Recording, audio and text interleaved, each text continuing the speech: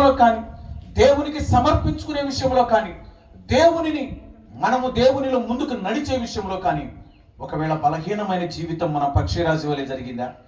పక్షిరాజు తన యవ్వనాన్ని ఎలాగూ తిరిగి ఆ ఎత్తైనటువంటి ఆ పర్వత శ్రేణులో గూడును కట్టుకొని అక్కడికి తిరిగి తన యొక్క శక్తిని, తన ఆకారాన్ని, తన ఈకలను, తన సమస్తాన్ని పుంజుకొని తిరిగి ఒక నూతనమైనటువంటి ఒక బలాన్ని పొందుకొని తిరిగి ఆకాశం మీదకు ఎగురుతుందో, క్రైస్తవుని యొక్క జీవితం కూడా దేవుని యొక్క వాక్యం ద్వారా, ప్రార్థనలో కూడా దేవుని మందిరములో నువ్వు అలాగూ బలపరచబడాలి.